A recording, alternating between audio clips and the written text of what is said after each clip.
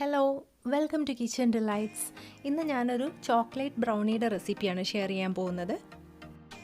സാധാരണ നമ്മളെല്ലാവരും ഒരു പീസിന് തന്നെ കടയിൽ നിന്ന് നല്ല വില കൊടുത്ത് മേടിച്ച് കഴിക്കുന്ന ഒരു സാധനമാണ്.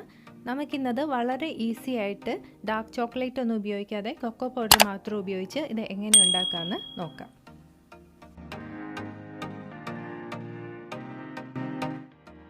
ഇതിന് വേണ്ടിയിട്ടൊരു 7 ഇഞ്ചിൻ്റെ ഒരു സ്ക്വയർ പാനാണ് ഞാൻ യൂസ് ചെയ്യുന്നത്. അതിൻ്റെ അകത്ത് ഇങ്ങനെ ഒരു അലുമിനിയം ഫോയിൽ വെച്ചിട്ട് ലൈൻ ചെയ്യണം. അലുമിനിയം ഫോയിൽ വെക്കുമ്പോൾ അതിൻ്റെ 2 സൈഡിലായിട്ട് ഇങ്ങനെ കുറച്ച് നീളത്തിൽ വെക്കണം. നമ്മൾ ബ്രൗണി ഉണ്ടാക്കി കഴിയുമ്പോൾ അത് ഈ പാനിൽ നിന്ന് എടുത്ത് മാറ്റാനുള്ള എളുപ്പത്തിന് വേണ്ടിയിട്ടാണ്. ഈ അലുമിനിയം ഫോയിൽ വെച്ചതിന് ശേഷം അതിൻ്റെ ഉൾഭാഗം ബട്ടർ വെച്ചിട്ടൊന്ന് നന്നായിട്ട് ഗ്രീസ് ചെയ്ത് കൊടുക്കുക.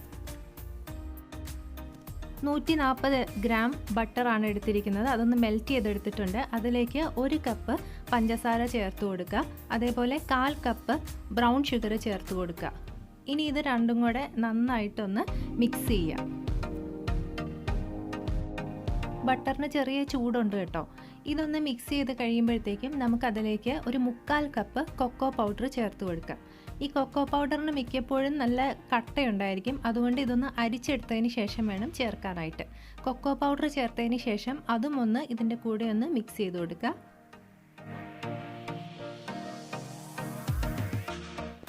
ഇതിലേക്ക് 1 ടീസ്പൂൺ വാനില എസൻസും കൂടെ ചേർക്കുക. അതും ഒന്ന് നന്നായിട്ട് മിക്സ് ചെയ്ത് കൊടുക്കുക.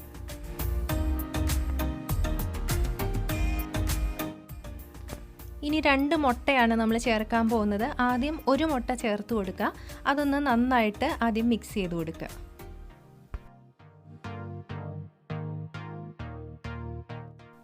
അതിനുശേഷം രണ്ടാമത്തെ മുട്ട ചേർത്തിട്ട് അതും നന്നായിട്ട് മിക്സ് ചെയ്ത് കൊടുക്കുക.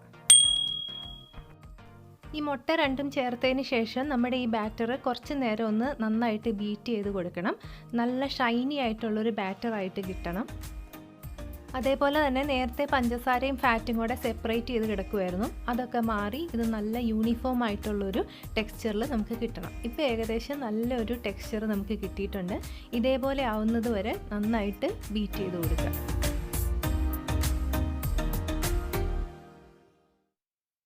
ഇനി ഇതിലേക്ക് 1/4 ടീസ്പൂൺ ഉപ്പാണ് ചേർത്ത് കൊടുത്തത്, അൺസോൾട്ടഡ് ബട്ടർ ആണെങ്കിൽ മാത്രം. അതേപോലെ തന്നെ ഒരു 1/4 ടീസ്പൂൺ ബേക്കിംഗ് പൗഡറും കൂടെ ചേർക്കുന്നുണ്ട്. ഇനി അതിലേക്ക് 1/2 കപ്പ് അരിച്ചെടുത്ത് വെച്ചിരിക്കുന്ന മൈദയാണ് ചേർത്ത് കൊടുത്തത്.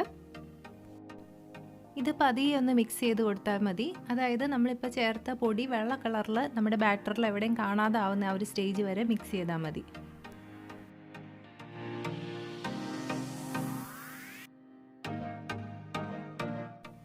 രണ്ട് ടേബിൾ സ്പൂൺ പാലും കൂടെ നമുക്കിതിലേക്ക് ചേർത്ത് കൊടുക്കാം.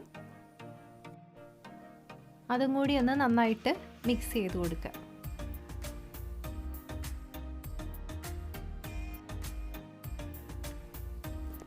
ഇപ്പം നമ്മുടെ ബാറ്റർ റെഡി ആയിട്ടുണ്ട്. ഇതിൻ്റെ ഒരു ടെക്സ്ചർ എന്ന് പറഞ്ഞാൽ നമ്മൾ ഈ ബാറ്റർ ഇങ്ങനെ കോരി ഒഴിച്ച് നോക്കുമ്പോൾ അത് വീഴുന്ന സ്ഥലത്ത് ഇതുപോലെ ചെറിയ റിബൺ പോലെ ഫോം ചെയ്യുന്നുണ്ടായിരിക്കും. ഇതിൻ്റെ അകത്തോട്ട് നിങ്ങളുടെ ഇഷ്ടത്തിനനുസരിച്ച് ചെറുതായിട്ട് ചോപ്പ് ചെയ്ത നട്ട്സോ അല്ലെങ്കിൽ ചോക്ലേറ്റ് ചിപ്സോ ഒക്കെ വേണമെങ്കിൽ ചേർത്ത് മിക്സ് ചെയ്ത് കൊടുക്കുക. ഇനി നമുക്കിത് നമ്മുടെ പ്രിപ്പയർ ചെയ്ത് വെച്ചിരിക്കുന്ന പാനിനകത്തോട്ട് ഒഴിച്ചു കൊടുക്കാം.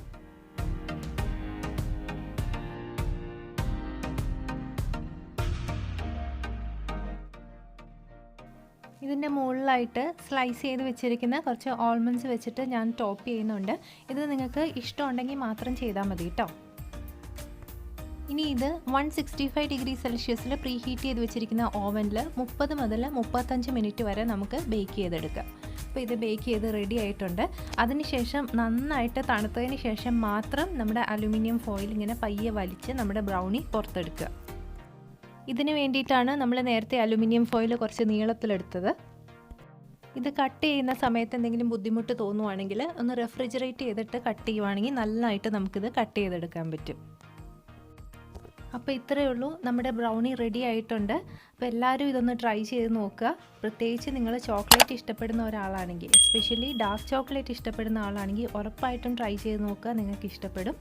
അപ്പോൾ നിങ്ങൾക്ക് ഇഷ്ടപ്പെട്ടെങ്കിൽ നിങ്ങളുടെ ഫീഡ്ബാക്ക്സ് അറിയിക്കുക. അതേപോലെ സബ്സ്ക്രൈബ് ചെയ്യുക, ലൈക്ക് ചെയ്യുക. അപ്പോൾ മറ്റൊരു റെസിപ്പിയുമായിട്ട് നമുക്ക് വീണ്ടും കാണാം. താങ്ക്